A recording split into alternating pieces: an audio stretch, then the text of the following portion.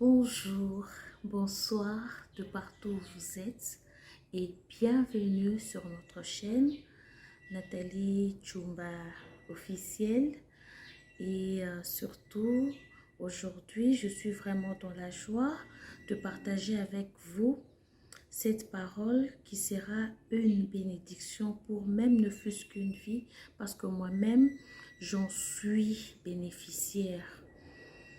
Alors, nous allons parler de, comment je peux dire, la gérance de notre temps, comment accepter sa bénédiction pendant sa saison. Il y a beaucoup de choses à dire là-dessus, mais je vais dire ça seulement en quelques mots et je suis sûre que nous en serons édifiés et nous comprendrons la profondeur de cette parole, de cette petite expérience. Voilà, là c'est un conseil, je commence par un conseil. Ne laisse jamais ou ne permets pas au temps de te gérer. Sinon, tu ne comprendras pas la différence entre les saisons. Et il y a aussi une autre chose. Ça, c'est un conseil vraiment capital. Parce que moi, ça m'aide beaucoup. J'expérimente cela. Lorsque Dieu t'a fait une promesse, sans t'en rendre compte, au moment de l'accomplissement de la promesse, tu constateras que les gens vont commencer à t'abandonner. Alors, je ne vais pas m'attarder là-dessus, je vais tout simplement te prodiguer ce conseil. Arrivé au moment de ta bénédiction, pendant ta saison de bénédiction, laisse ceux qui t'abandonnent. Ne cours pas derrière eux. Surtout, ne force pas tes relations. Ne cours pas derrière ceux qui t'abandonnent. Ne fais pas attention au mépris de ceux qui t'ont toujours déclaré leur amour. Ne réclame pas l'attention des gens et ne fais pas attention aux moqueries, au découragement. Parce que les mêmes personnes qui étaient avec toi, qui croyaient en toi, pourront ne plus croire en toi, te mépriser et t'abandonner. Alors, juste un conseil, un tout petit conseil, mais qui nous est vraiment bénéfique. Arrivé à ce moment-là, laisse ceux qui partent et vise l'essentiel. Donc, l'essentiel, c'est l'accès à ta bénédiction. Parce que si tu oses seulement les supplier de rester, si tu oses commander l'amour, je t'assure que tu vas y accéder, tu vas accéder dans ta bénédiction avec les intrus.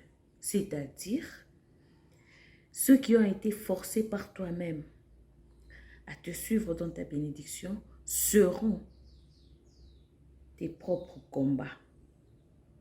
Là, tu risquerais de citer les sorciers, les démons et tout, mais sans pour autant réaliser que tu as forcé quelqu'un à rester au moment où il devait partir. Ça fait mal de laisser les gens partir. Ça fait mal d'être abandonné, de se sentir rejeté. Mais si c'est pour une bonne cause, laisse faire. Pourquoi? Parce que lorsque Dieu t'avait fait comprendre, t'avait fait savoir qu'il allait te bénir, pour toi c'était une information, mais pour lui c'était un plan. Alors dans son plan, il avait déjà tout planifié. Il savait que arrivé à ce moment-là, il y aura les gens qui ne seront pas avec toi, qui ne seront plus avec toi.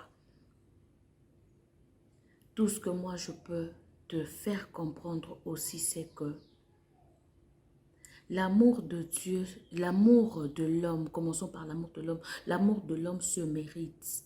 Mais celui de Dieu ne se mérite pas. C'est-à-dire, je m'explique, l'homme, quand il aime, il attend quelque chose en retour. Mais Dieu aime sans condition. Donc, l'amour de Dieu ne se mérite pas. Et ça s'appelle la grâce en majuscule. Et nous jouissons, nous vivons de cela. Au moins pour ceux qui ont déjà compris. Alors, laisse-les partir. Même si tu vas rester seul, reste parce que Dieu sait le pourquoi. Quand il avait tout planifié, il savait qu'arrivé à ce moment-là, il va nettoyer. Il va sainir ton environnement, ton entourage. Pour finir, je te recommanderais ceci. C'est très important, s'il te plaît. Apprends à demander à Dieu l'esprit de discernement pour savoir avec qui vivre, avec qui traverser un temps, avec qui vivre en général. Parce que si tu ne le demandes pas, tu seras avec les faux et tu seras mal guidé. Que Dieu te bénisse, que Dieu te fortifie, que Dieu puisse se souvenir de tes sacrifices. Et ainsi, nous nous retrouverons